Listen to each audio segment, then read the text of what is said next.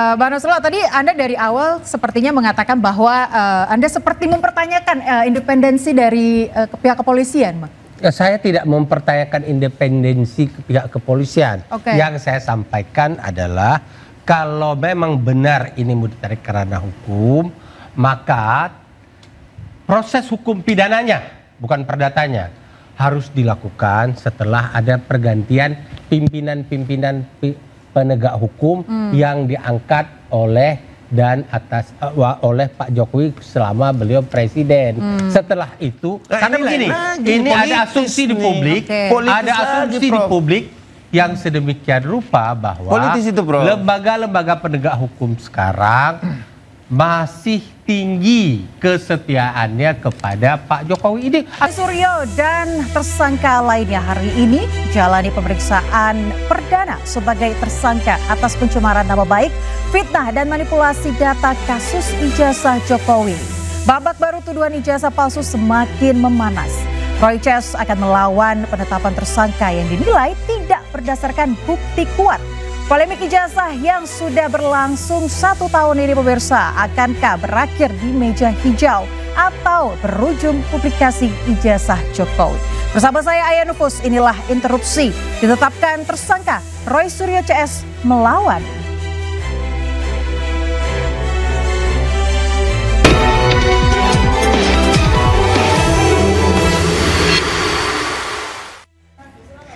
Ya pemirsa, malam hari ini seharusnya Roy Suryo yang merupakan tersangka fitnah ijazah Jokowi hadir bersama dengan kita semua pada malam hari ini di studio Interupsi. Namun karena pemeriksaan di Polda Metro Jaya baru saja selesai sehingga kita putuskan bahwa Roy Suryo tidak bisa hadir pada malam hari ini di studio. Namun sudah bersama dengan saya 4 narasumber pada malam hari ini akan membahas seperti apa kelanjutan dari kasus ijazah Jokowi ini. Sudah ada di sebelah kanan saya Freddy Damanik, Waketum Projo. Selamat malam. Selamat malam Bang. Terakhir katanya udah muak dengan kasus ini ya Bang ya, tapi sudah hadir kembali dan berbicara sudah di media. Sudah muak dan tidak akan bicara di media waktu statement saya sampai Roy Suryo dan kawan-kawan jadi tersangka. Baik, kalau begitu terima kasih sudah hadir di Interupsi pada malam hari ini. Dan kemudian ada Bang Ade Darmawan selaku Sekjen Peradi Bersatu. Selamat malam Bang. Selamat malam Mbak. Kabar Bang cerah sekali ya Bang. Selalu cerah. Selalu cerah. Dan di sebelah kiri saya sudah ada Borato Silalahi selaku pengamat kebijakan publik. Selamat malam Bang. Selamat malam. Terima kasih sudah hadir. Dan juga sudah ada pakar hukum pidana Teguh Nasrullah. Selamat malam Bang Nasrullah. Selamat malam. Apa kabar Bang? Alhamdulillah kabar baik. Saya juga sudah muak dengan kasus ini. Baik. Kalau begitu bergulir terus-terusan padahal penyelesaiannya sangat sederhana dan itu tidak ditempuh. Oke, baik. Saya akan dengarkan terlebih dahulu dari Bang Freddy Damanik. Bang, 9 jam 20 menit diperiksa namun belum ditahan. Tanggapan apa seperti apa? Ya, saya melihat tentu penyidik mempunyai pertimbangan yang profesional, yang sangat hati-hati menurut saya. Penyidik tidak mau proses penyidikan yang sudah, katakan dari sejak melapor penyidikan ini yang sudah begitu lama mereka hati-hati ya, sekian banyak saksi, mereka tidak mau terburu-buru. Jadi menurut saya lebih baik ya lakukan secara proporsional sembari menunggu nanti saatnya ada yang tepat, apakah tadi katanya diperiksa dulu ahlinya, ya saksi-saksi meringankan. Menurut saya itu hal yang sangat baik strategi yang dilakukan oleh penyidik. Jadi sehingga mereka, karena ketika ini ditahan, ya pressernya akan semakin kencang dan menurut saya itu bisa mengganggu kinerja mereka sebagai penyidik juga karena tentu Roy Suryo dan kawan-kawan beserta tim pembelanya dan tim-tim yang lainnya tentu akan terus ini sebagaimana akan melawan bukan hanya di proses penyidikan atau proses hukum, tapi adalah mereka akan terus membangun narasi-narasi yang menyerang kepolisian, menyerang kekuasaan, penguasa. Nah inilah yang menurut saya menjadi pertimbangan utama dari penyidik sehingga mereka ini teroris ini belum ditahan sampai selesai pemeriksaan. Baik, saya ke Bang Nasrullah dulu, Bang. 9 jam 20 menit. Terus Rosulio juga beberapa hari lalu sempat mengatakan bahwa ada kejanggalan, bahkan tadi pagi begitu ya, dikatakan ada kejanggalan dari hukum ini. Dari sudut pandang Anda sebagai pakar hukum seperti apa? Iya, saya tidak berani mengatakan ada kejanggalan atau tidak, tetapi proses hukum sudah berjalan. Hanya saja kita perlu mengingatkan kepada aparat penegak hukum, tegakkan hukum dengan moralitas yang tinggi. Jangan ada penegakan hukum tanpa moral. Nah, tadi saya juga mengatakan, saya sama dengan Freddy juga mengatakan sudah bosan dengan kasus ini. Saya juga bosan, tapi mungkin argumentasinya berbeda. Argumentasi saya kenapa bosan? Kes ini sangat sederhana. Tadi malam di salah satu dialog saya sudah sampaikan bahwa sudahlah, Pak Jokowi ini negarawan, beliau mantan presiden 2 periode, ya. Datang ketemu bersama, sekarang ada mekanisme RJ ya, restoratif justice, ketemu di Polda. Perlihatkan ini di ijazah saya.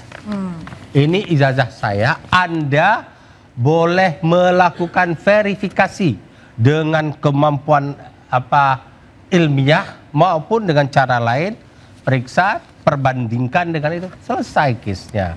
Nah, masalahnya adalah tapi itu saya juga nggak tahu detailnya ya, apa yang terjadi dalam ruangan pemeriksaan di kepolisian. Apakah Pak Jokowi sudah pernah menyerahkan ijazahnya?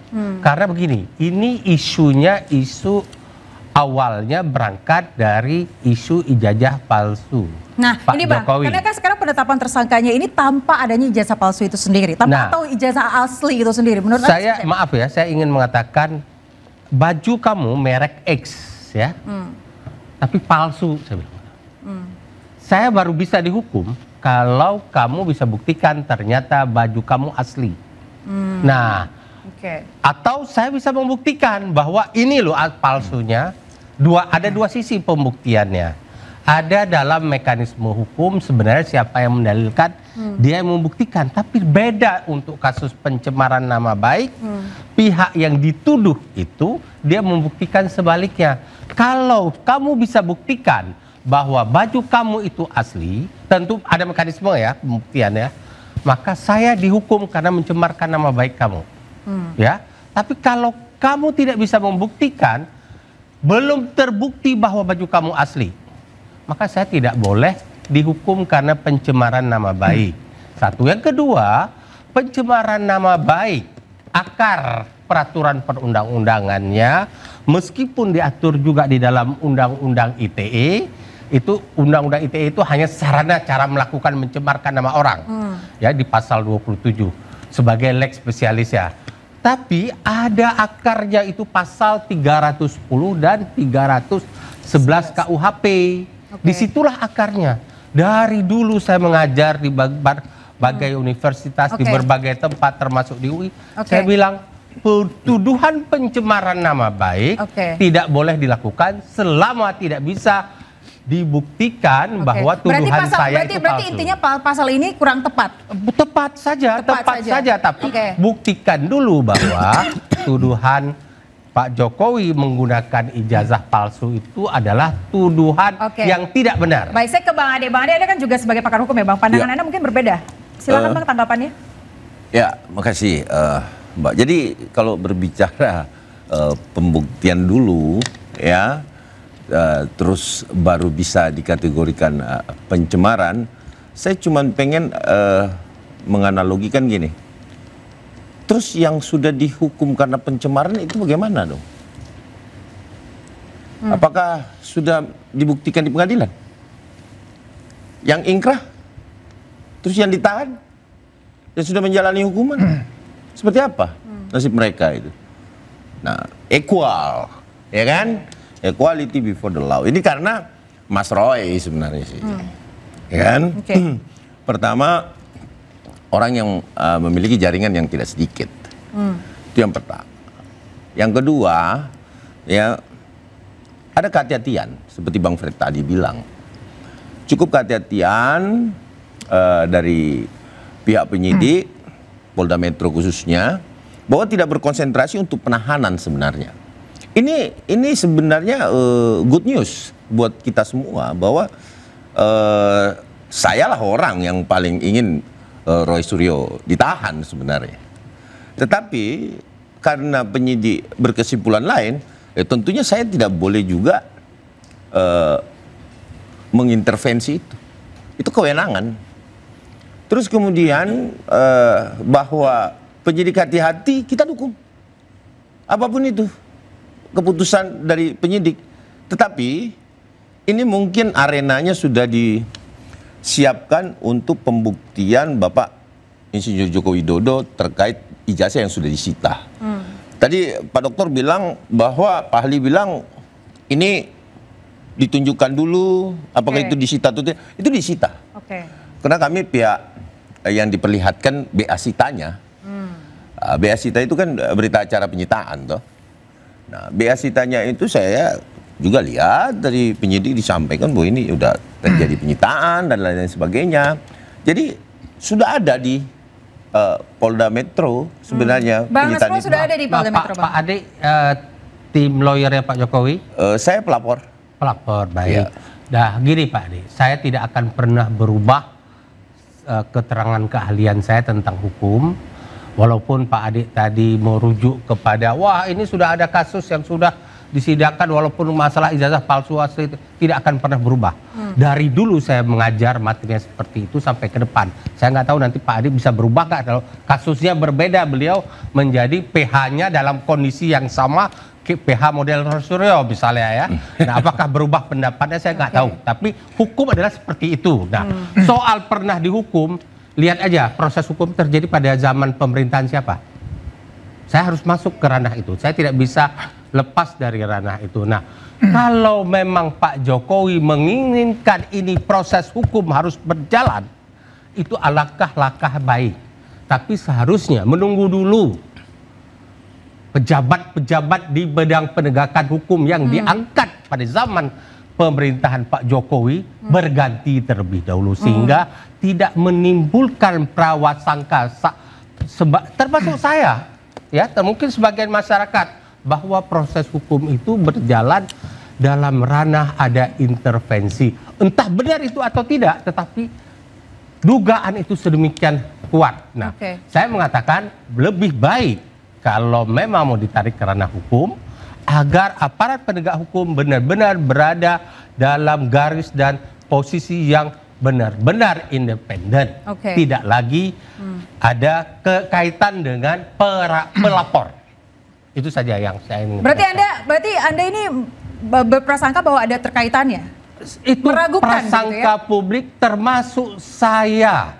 Jadi prasangka itu belum tentu benar loh ya. Bisa saja saya keliru. Yang namanya juga prasangka. Tetapi itu mengiang di pikiran saya. Itu kan asumsi dari dokter. Makanya saya bilang belum tidak terbukti Pak kebenaran prasangka saya. Nama juga prasangka. Prasangka boleh dong. Saya tanggapin. Coba Bang Ade dulu tadi yang pertama kita akan bahas di segmen bahwa kemudian ada asumsi sedikit aja Bang Ade. Kedekatan dengan penyidik. Semua pelapor ya pada dasarnya Pak saat dia mengadukan sesuatu itu pasti terjadi diskusi yang sering terjadi dan itu biasalah mewakili pelapor, kepentingan pelapor. Polisi, jaksa itu memang mewakili itu. Itu memang tugas dari kepolisian dan kejaksaan. Saya rasa. Saya punya pertanyaan kepada Bang Bona terkait dengan penilaian publik bahwa Roy Suryo ditersangkakan karena agar masalah ini cepat selesai. Tapi jangan dijawab dulu Bang, kita akan jeda sejenak, tetaplah di interupsi.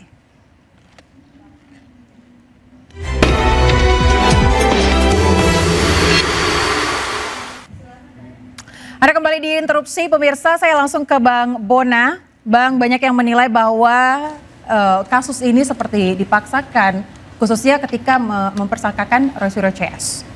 Tanggapannya seperti apa? Baik, makasih. Memang saya juga kita kan seperti kata teman-teman sudah mulai jenuh ya. Tapi kan saya datang waktu itu dengan teori-teori kebijakan publiknya, berhasil mendapatkan spesimen otentik dari KPU, ya, fotokopi terlegalisir dari tahun 2005, 2010, 2012, 2014, 2019. Artinya ini menjadi semangat baru untuk pembuktian. Karena apa? Ya kalau berangkat dari sisi publik, kita nggak harus menghadirkan ijazah asli. Oke. Bang, saya dapat bisikan bahwa ini kita akan breaking news terlebih dahulu. Kita akan jeda Bang sebentar. Kita akan saksikan breaking news berikut ini pemirsa.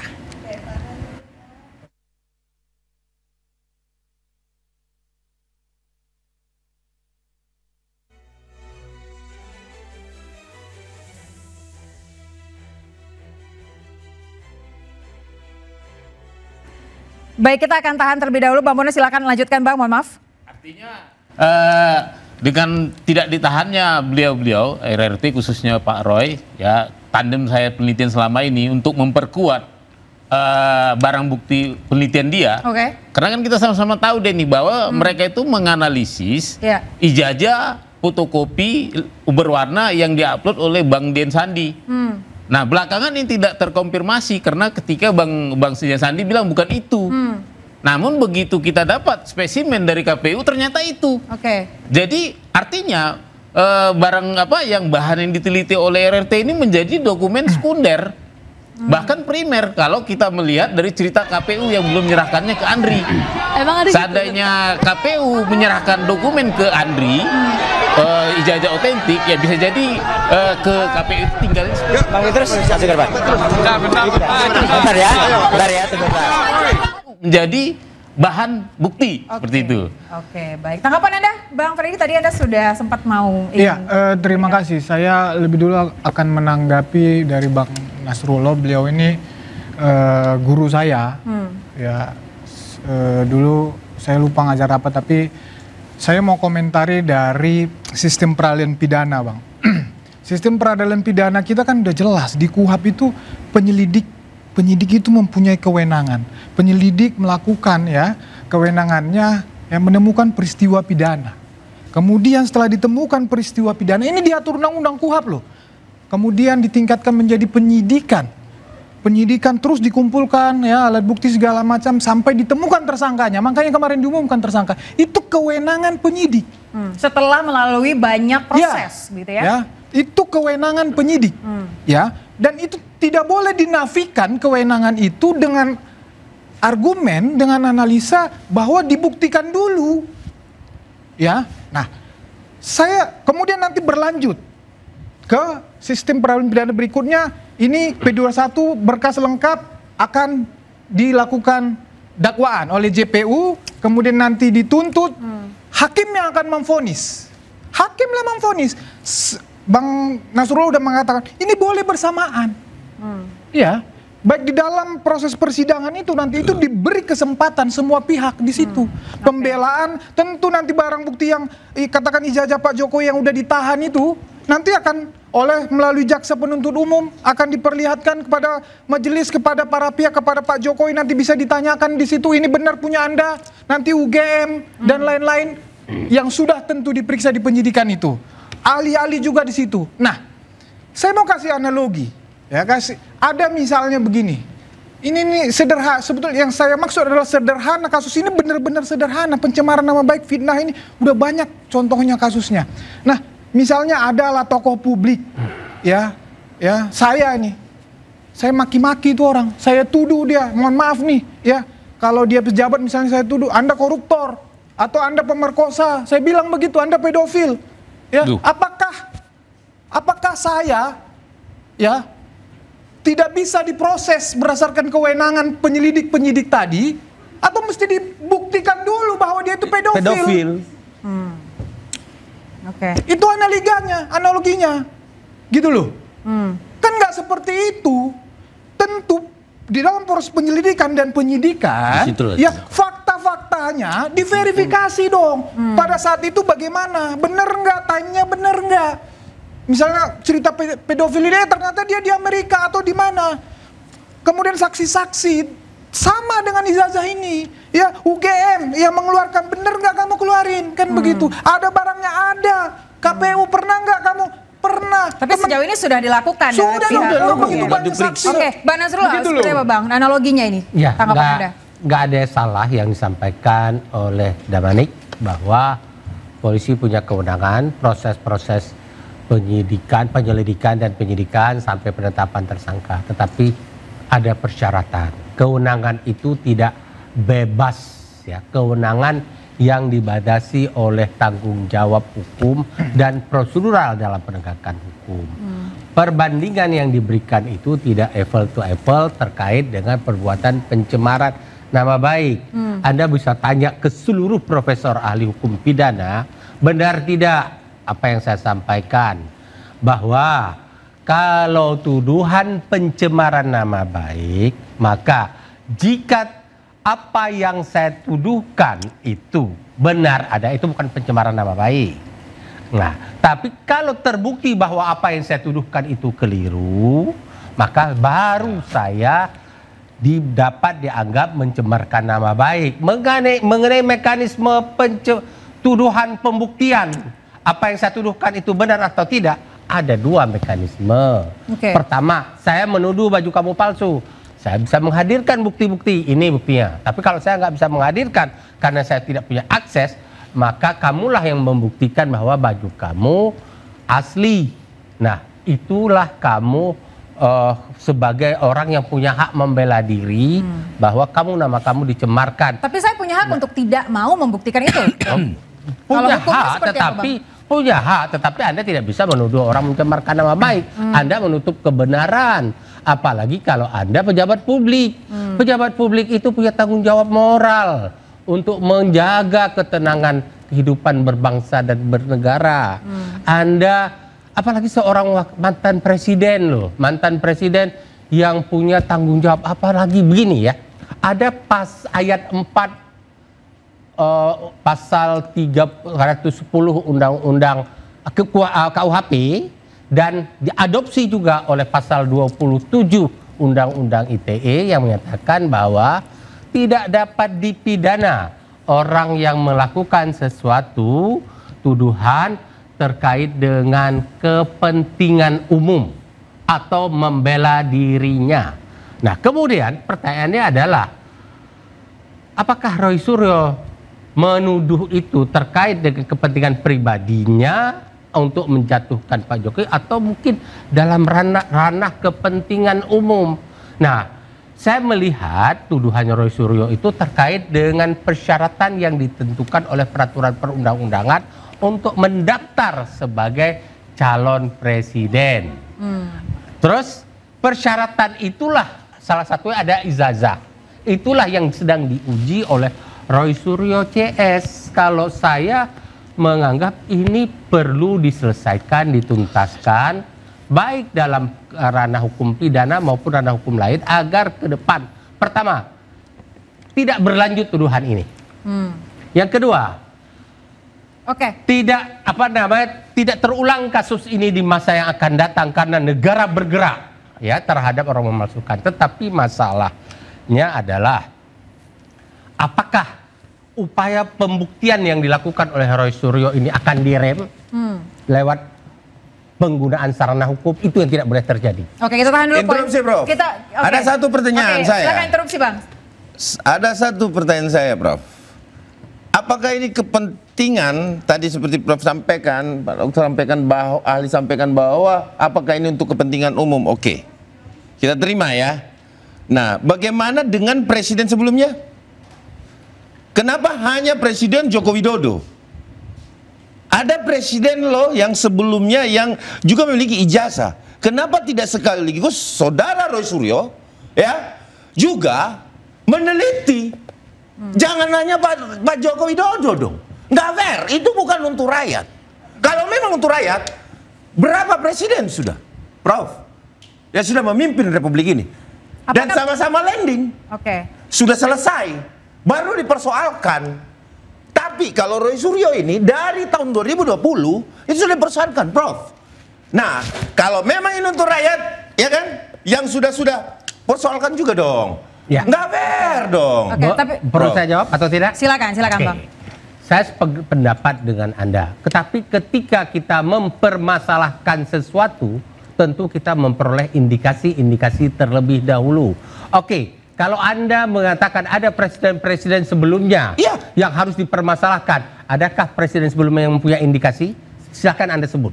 Gimana Bang? Apakah silakan sebut agar kita juga melakukan bersama ini. Prof kan bilang katakan bahwa Roy Suryo itu meneliti untuk rakyat. Kepentingan umum. Ya semuanya yang harus diteliti dong. Jangan cuma Presiden Joko Widodo. Kalau nggak ada indikasi ngapain kita buka terlalu jauh. Sekarang indikasi yang dimiliki oleh apa karena persoalan setelah stupa?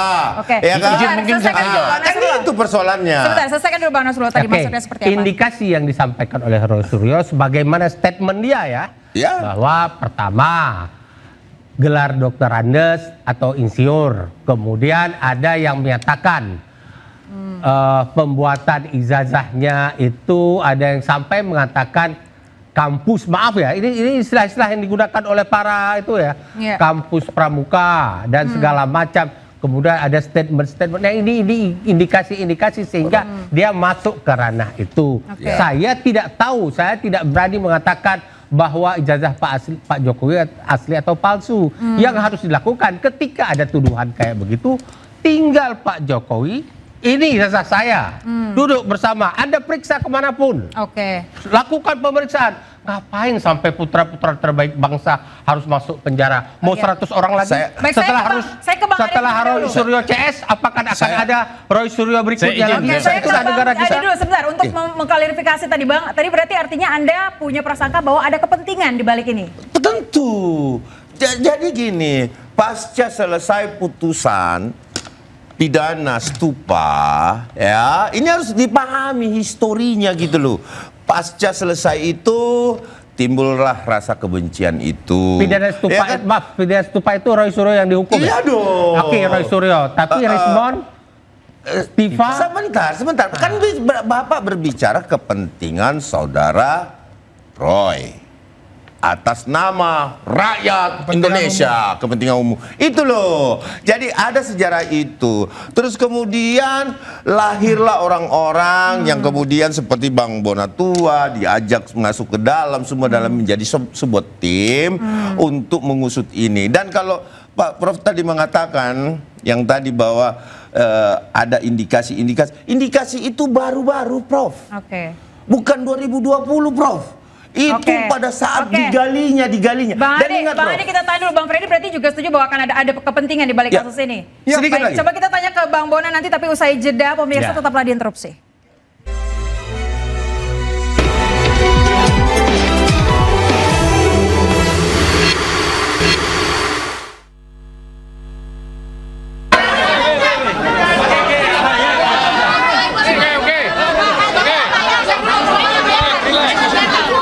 Mikrofon nggak yang gede? Ada. Oke ya. Assalamualaikum warahmatullahi wabarakatuh. Kawan-kawan media semuanya, tolong dengarkan saya. Saya bertindak sebagai juru bicara dari Roy Suryo, Rismon Sianipar, dan Dr. Tifauzia Tiasuma. Oke.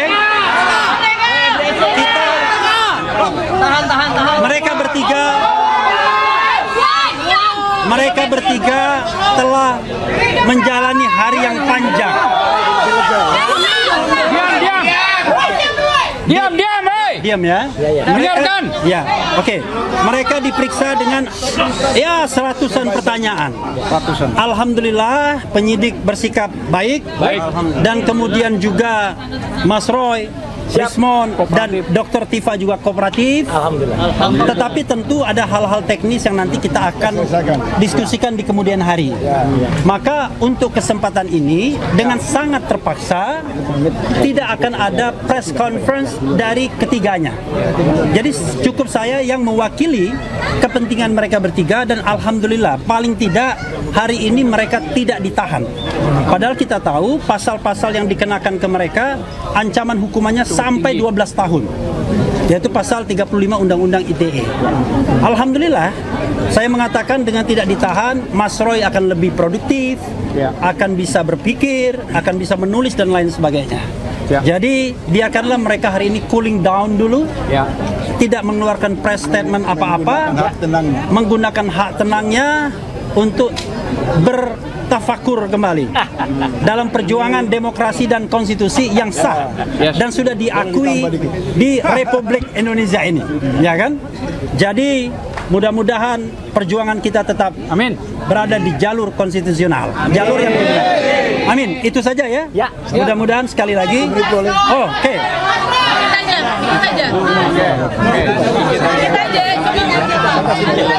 Oke.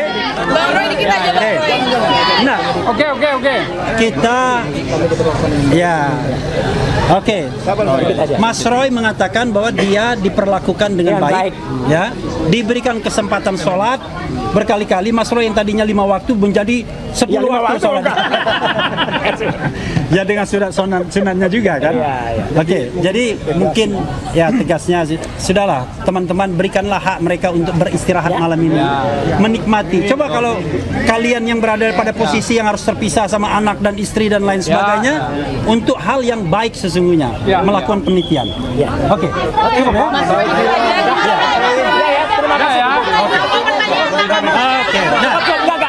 Cukup ya. Alhamdulillah tadi sudah diwakili Mas Rifli Harun dan kita insya Allah malam hari ini kita bubar dengan baik. Terima kasih untuk Polda Metro Jaya. Terima kasih untuk semuanya yang malam ini sudah membersamai, terutama koordinasi yang sangat bagus. Ya, terima kasih juga untuk para lawyer yang luar biasa, para ibu-ibu, mak-mak dan juga bapak semuanya. Dan semua yang membersamai pemeriksaan ini. Semua media. Oke.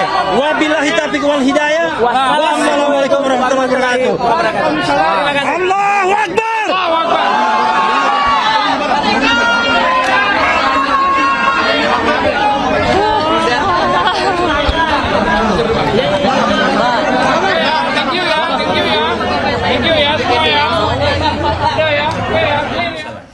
Ya pemirsa, kita baru saja menyaksikan update langsung dari Polda Metro Jaya usai pemeriksaan Roy Suryo CS. Saya ke Bang Nasrullah terlebih dahulu. Bang, tadi ancaman 12 tahun penjara katanya, tapi tidak ditahan. Mungkin Anda bisa sedikit ulas soal ini. Jadi gini, sebelum saya bahas tentang ditahan ini, memang ini menarik ya.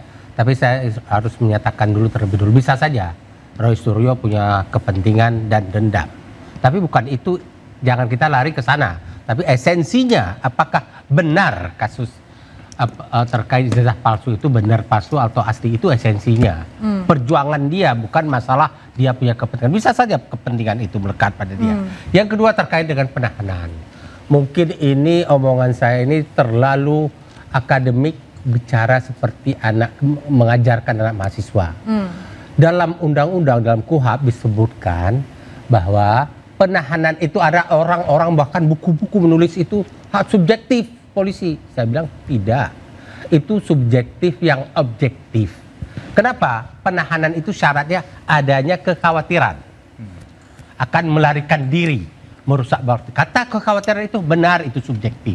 Tapi jangan lupa ada anak kalimat sebelumnya, adanya keadaan-keadaan yang menimbulkan kekhawatiran. Dia lari. Misalnya ini harus dibuktikan, disitulah letak objektifnya penyusunan peraturan undang-undang. Jadi harus, kalau memang mau ditahan ada kekhawatiran, maka bisa diuji di lembaga pra-peradilan. Ini saya bicara umum, bukan kasus ini ya. Kita bicara adakah kekhawatiran. Adakah adanya keadaan-keadaan tersebut, buktikan mana keadaan. Misalnya dia berarti poin Anda adalah harus dibuktikan dulu ya. Adanya keadaan-keadaan yang menimbulkan kekhawatiran itu harus dibuktikan, itu objektifnya. Nah, dalam kasus Roy Suryo saya mengatakan negara tidak boleh rusuh. Baik. Jangan aparat penegak hukum justru yang menimbulkan kerusuhan. Karena apa? Bang Nasrullah, reaksi masyarakat. Saya akan tanya ke Bang Bonado, ini menarik soal ijazah tadi. Bang, Anda kan sempat mengulik ijazah dari KPU. Boleh Anda ceritakan seperti apa, Bang? Jadi memang saya dalam rangka apa ya, menguatkan data-data dari RRT ya, saya mengumpulkan ijazah-ijazah yang terautentikasi dari KPU. Semua tahap tuh, sejak dari Wali Kota Solo 2005, 2010, Gubernur 2012, Presiden 2014 dan 2019. Dari awal Jokowi menjabat sebagai pejabat gitu ya. Itu artinya ijazah itu sudah milik publik. Nah, makanya sangat sah publik itu meneliti pejabat publik. Hal-hal yang terkait jabatannya. Bayangkan kalau tanpa ijazah itu bisa nggak jadi wali kota? Tidak kan? Bisa nggak jadi presiden? Tidak juga. Nah, jangan-jangan maaf kata ini karena dia memakai ijazah UGM jadi menang. Coba pakai ijazah yang lain mungkin kalah. Kan nggak tahu juga kita kan. Iya, oke. Nah, artinya memang ada ranah publik yang bisa diganggu oleh publik. Jangan nanti begitu menikmati fasilitas publik. Bang Bona, saya mau bertanya interupsi. Saya mau bertanya dulu. Silakan, ya. Bang Ade, silakan. Sekarang Bang Bona mengatakan bahwa mendapatkan ijazah menurut Bang Bona nih, itu palsu atau asli? Saya belum nyampe ke situ. Ya, saya nanya kan begini, kan Bang Bona dapatkan ijazahnya, fotokopiannya sudah diautentifikasi katanya kan? Legalisir. Nah, legalisir dan lain-lain. Saya bertanya sama Bang Bona, menurut Bang Bona yang Bang Bona pegang itu palsu apa asli? Belum sampai ke situ, Bang. Oh, karena yang saya cek itu adalah fotokopi dari ijazah yang terlegalisir yang tidak terautentikasi. Oh, oke. Karena faktanya kita di persidangan ya KPU belum menyerahkannya ke lembaga kearsipan. Jadi lembaga kearsipan lah yang berhak mengautentifikasi itu antara fotokopi legalisir ke aslinya. Jadi tidak ada dari berita acara yang saya terima juga dari berita acara KPU baik KPU DKI tidak ada berita acara klarifikasi. Maaf sebentar. Tapi belum diserahkan ke lembaga kearsipan sampai sekarang. Belum. Oke. Tapi Anda mencari tahu kenapa tidak diserahkan ke lembaga kearsipan? Kita baru bersidang kemarin, ternyata lembaga kearsipan dari 17 kontainer yang diserahkan KPU ke Andri tidak ada satupun fotokopi ijazah legalisir presiden. Oke, tapi Bang tadi itu hanya Presiden Joko Widodo atau ada presiden lain? Presiden lain diserahkan. Nah, ini mungkin agak melebar ya. Iya, mengentar dulu. Kan ini konsep keadilan ya, bicara kepentingan masyarakat. Yang lain dikasih nggak? Nah, karena penelitian saya tentang khusus spesifik tentang kasus Pak Jokowi, saya tanya itu. Tapi Bang Ade kebetulan memang majelis komisinya menanya waktu itu. Ternyata semua presiden tidak diserahkan. Yang setelah pemilihan umum langsung. Jadi kita jangan ya sekali lagi kita jangan terfokus pada presiden ketujuh saja. Ternyata semua presiden tidak diserahkan. Kenapa? Untuk menjaga kerahasiaan. Mungkin itu ada pertimbangan lain dan itu merupakan diskresi bagi pejabat Andri itu sendiri gitu loh. Tadi Bang Ade kalau enggak ya, aturannya dihapus saja lah itu terkait diskresi lah ya nggak? Kan begitu Bang. Ya kan? Bukan begitu Bang. Jadi terungkap juga di pengadilan bisa dicek itu mungkin jadi KPU-nya bilang dia tidak menyerahkannya karena tidak ada di PKPU nomor 18 tahun 2013 tentang JRA, jadwal retensi arsip. Jadi ada 8 item, itu yang didebat kita waktu itu. Tidak ada 8 item ini menyebut ijazah, tapi pihak KPU menafsir sendiri, itu artinya ijazah. Tidak ada ijazah di situ. Gitu. Tapi di ruangan ini saya bertanya lagi sekali bahwa tidak berani menyampaikan Bang Bona Tua bahwa ijazah Pak Jokowi asli atau palsu tidak berani kan? Oh saya nggak berani loh. Tidak berani. Nah terus kalau Prof gimana menurut Prof? Apanya? Apakah ijazah Pak Jokowi yang selama ini digembor-gemborkan menurut Prof itu asli apa palsu? Saya tidak pernah melakukan penelitian. Jangan ditanya. Kalau saya jawab sekarang, saya melakukan framing. Saya justru pertanyaan itu tidak baik. Saya bicara hukum. Tadi harus dibuktikan. Kalau boleh. Kan kaitannya gini, Prof mengatakan ini kan harus dibuktikan asli apa palsu dulu, baru bisa dihukum Roy Suryo, kan gitu. Sehingga saya bertanya dong. Kan saya juga pengen bertanya nih kepada Anda dan kepada Dinda Damanik juga dari sisi usia saya panggil Dinda. Silakan kita kasih kesempatan satu, Bang Nasrullah bertanya. Siap. Anda tahu persis masalah ini sangat mudah selesai. Kenapa sih Anda tidak mengupayakan meminta Pak Jokowi sudahlah jangan rusuh, masyarakat akan memberikan labelisasi terhadap Anda, stigma nanti. Bapak tunjukkan saja ijazahnya, panggil Rosuyo dan timnya ini lakukan penelitian. Silakan. Saya tanggapi. Oke, silakan Bang Freddy. Ini publik tahu, masyarakat tahu siapa Roy Suryo dan kawan-kawan ini. Ini adalah orang-orang yang konsisten pembenci Jokowi. Konsisten. Kasih contohnya Bang. Wah banyak lah. Google aja lah. Banyak sekali. Tifa sejarahnya bagaimana kalau Rismon. Oke tadi Bang Nasrullah mengatakan. Tetapi ada dia juga sejarah tentang di Polri ya. Kebencian sakit hati dia. ini memang orang-orang konsisten pembenci Jokowi yang pengen Jokowi hancur, ya. Dan keluarga Jokowi. Dan setelah itu mereka melakukan disinformasi, fitnah, kebencian konsisten. Bagaimana supaya ijazah ini dipaksakan palsu. Semua dilakukan. Sampai terakhir ke makam yang nggak ada hubungannya. Teman Pak Jokowi dikatakan apa itu namanya? Dan itu sangat di apa namanya di terminal, semua pasar pramuka, semua itu dan dilakukan itu supaya ijazah itu palsu. Oke, baik, terjawab. Dan perbuatan yang biadab. Oke, terakhir poinnya Bang Freddy. Bang Nasrullah, saya mau katakan kalau ijazah ini dikasih ke mereka sudah tidak pasti ini akan selamanya palsu, Bang. Oke. Gitu loh. Berarti Anda melihat ini pure memang kebencian. Kebencian. Oke, baik, tahan. Bang Nasrullah, tanggapan Anda, Bang, apakah terjawab? Saya mengatakan bahwa ini sebenarnya kalau saya menjadi ring satu Pak Jokowi berkenan mendengar statement saya, Pak Jokowi suruh saja Roy Suryo membentuk tim yang independen, kita serahkan, selesai. Periksa. Kalau saya memang palsu, nggak ada masalah. Saya hadapi proses itu. Baik, tapi ya, Bang. kalau berlindung di balik, saya respon kebetulan. Kalau maaf, responnya akan kita tahan, Bang. Usai jeda berikut, tetaplah di Interupsi.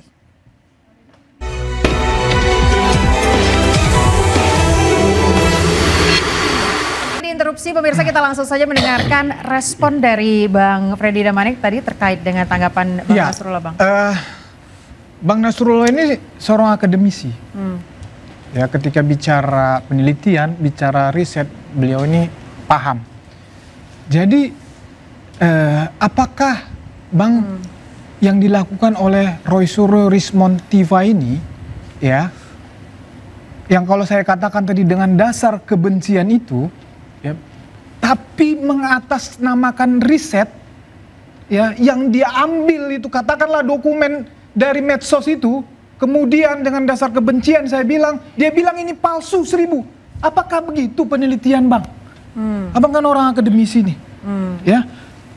Praktisi juga ya, Bang, ya, banyak jadi lawyer. Apakah kita tidak perlu menjaga rasionalitas moral publik? Apakah kita tidak perlu menjaga UGM yang mengeluarkan di sini? Ya, apakah begitu gampangnya Republik ini, ya, dikacaukan? Ya, UGM-nya ada KPU-nya di situ, ada Bareskrimnya.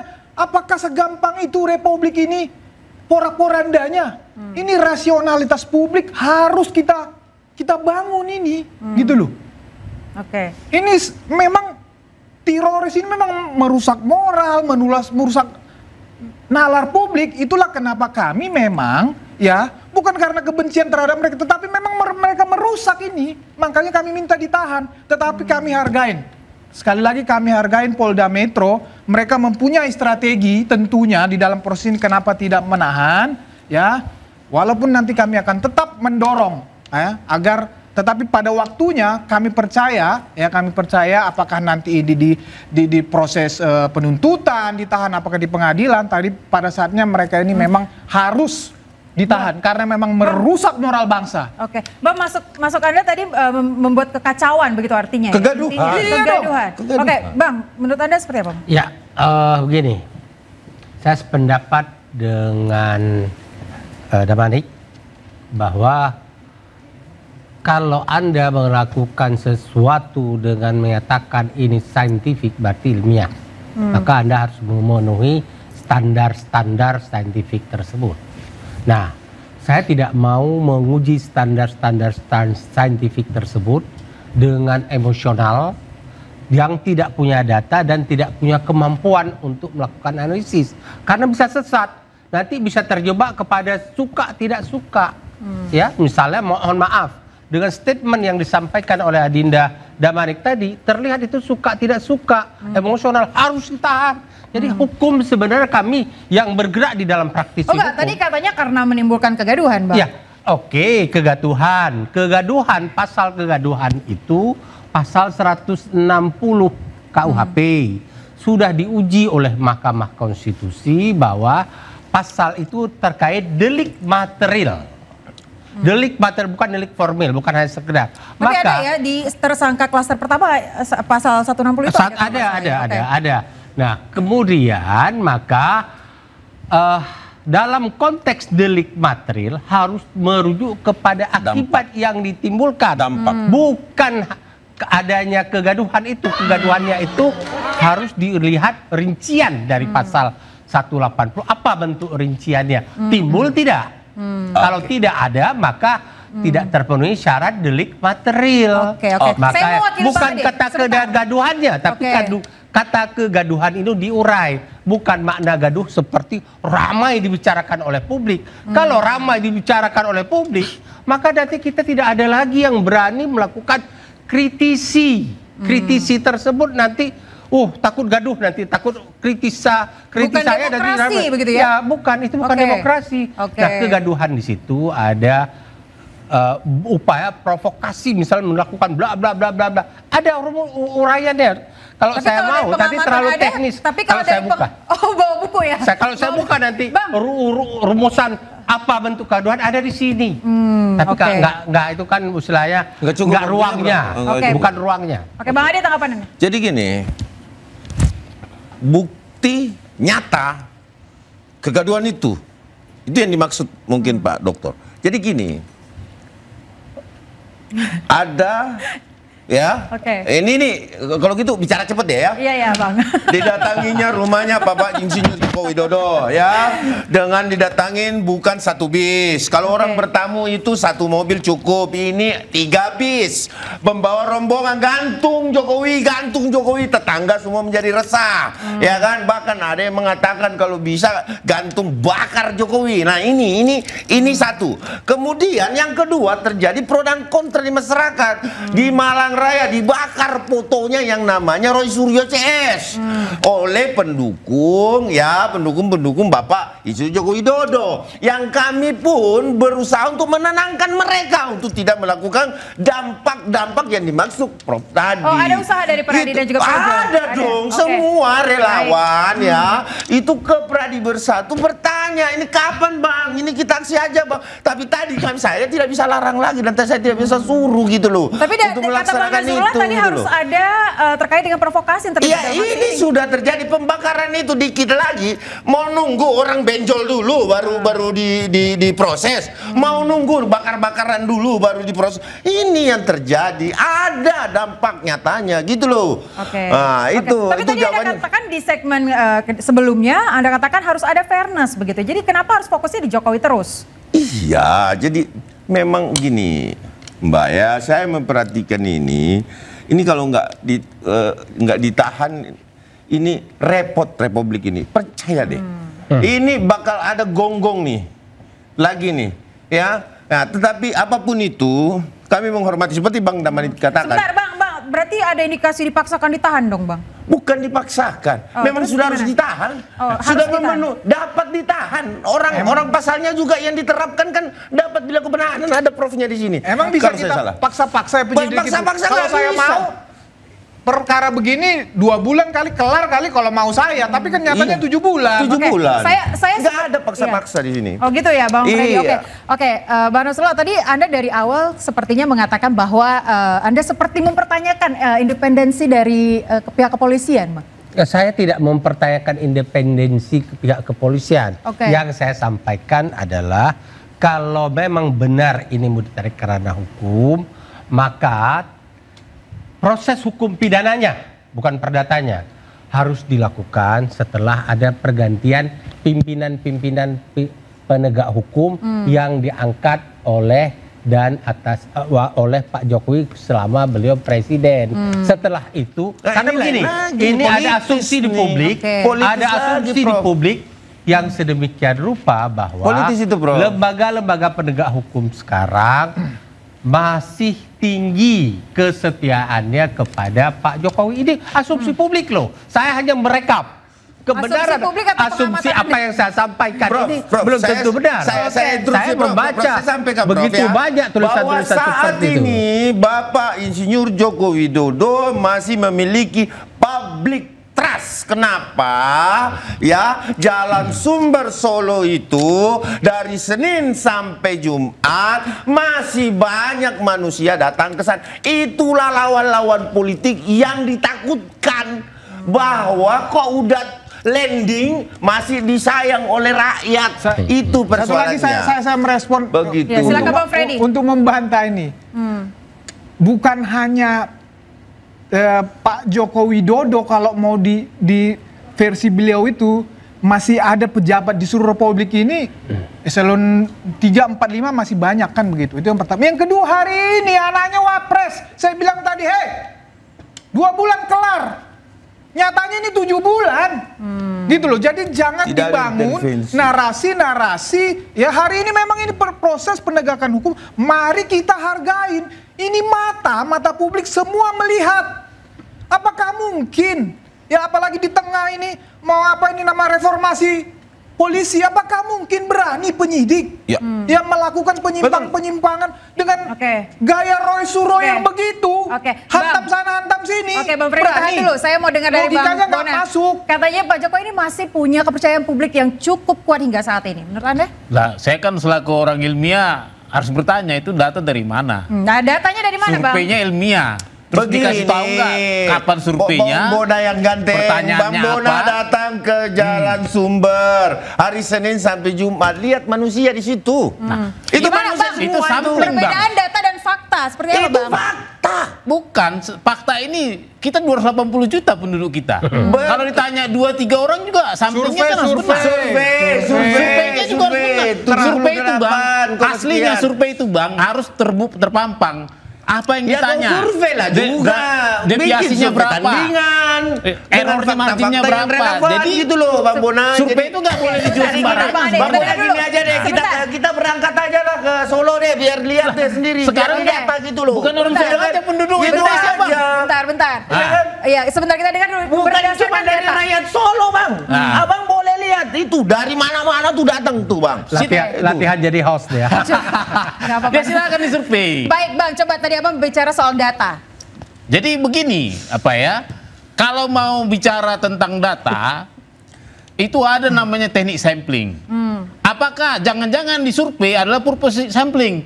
Orang-orang yang hanya penggemar Bapak Jokowi. Ya pasti jawabannya pasti 100% setuju dong. Ya, tapi pemenangnya harus dicari sampling yang benar-benar mewakili populasi. Kalau kita belajar ya teknik sampling, harus populasi dong diambil. Tanya dong kita, tanya yang lain, jangan hanya sekitar Projo, ya kan? Sekitar pembela-pembela beliau, sekitar orang-orang yang punya afiliasi dulu berjasa ke beliau, pasti errornya tinggi.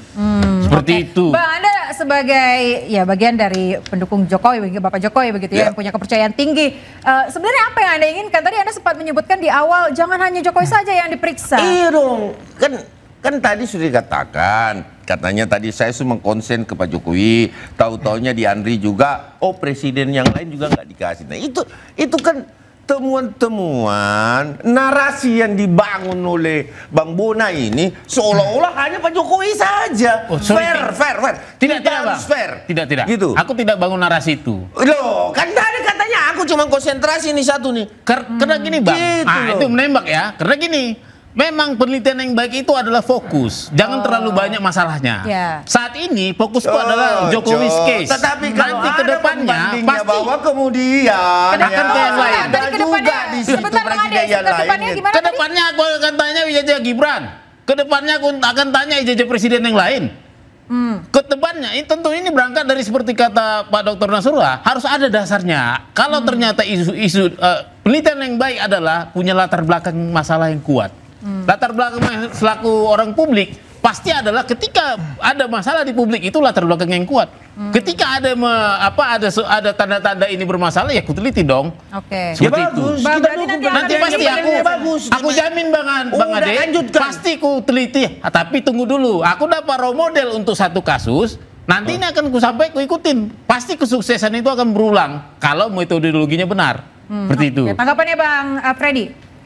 Ya, jadi konteksnya penelitian Bung Bona ini sebetulnya secara korelasi langsung tidak ada dengan kasus fitnah pencemaran nama baik ini. Saya sepakat penelitian itu dilakukan dalam konteks perbaikan sistem administratif, khususnya pemilihan presiden misalnya atau pemilihan pejabat-pejabat. Saya sepakat untuk itu, tetapi ya di dalam konteks pembuktian kasus ini justru itu menguatkan ya kepada Pak Jokowi, karena kita semua tahu bahwa ketika ijazah itu dilegalisir berarti ini yang umum ya. Ada aslinya, diakui. Ya, apalagi ada stempel UGM. Itu saya mengulang lagi. Ya, beliau Bang Nasrullah dari UI. Ya, apakah selevel itu UGM ya mengatakan berulang-ulang ini alumni saya, benar dia ijazahnya asli, saya keluarin, termasuk dekannya. Apakah sehina itu kampus sebesar UGM? Nah, itu yang saya bilang tadi, rasionalitas publik ini harus kita jaga. Oke, Bang Freddy, kita tahan. Kita kembali ke tersangka Roy Suryo CS, Bang. Tadi katanya ancaman 12 tahun. Kalau Anda kesimpulannya seperti apa? Apakah ini akan terus berjalan lama atau akan segera diselesaikan oleh pihak kepolisian? Kalau saya dalam suatu proses hukum selalu menggunakan asumsi lebih cepat lebih baik agar tidak melebar kemana-mana. Namun tidak boleh cepat-cepat itu sekedar mengejar target yang nantinya kebenaran dan keadilan tersayatkan. Nah, masalahnya adalah singkat saja, penting Bang, sekali jangan penegakan hukum ini tidak bermoral. Penegakan hukum harus didasarkan pada standar moral yang sangat tinggi. Baik, dan jangan juga dalam rangka meredam moral yang tinggi. Baik. Terima kasih kalau begitu abang-abang semuanya sudah hadir di interupsi pada malam hari ini. Boleh tepuk tangan dulu dong. Udah selesai. Kita sudah selesai. Dan pemirsa, ragam pendapat boleh berdebat, tetapi kebenaran akan menemukan jalannya sendiri. Apakah polemik ijazah Jokowi akan menambah episode baru atau berakhir hanya sampai penetapan tersangka? Saya Ayah Nufus, terima kasih dan sampai jumpa.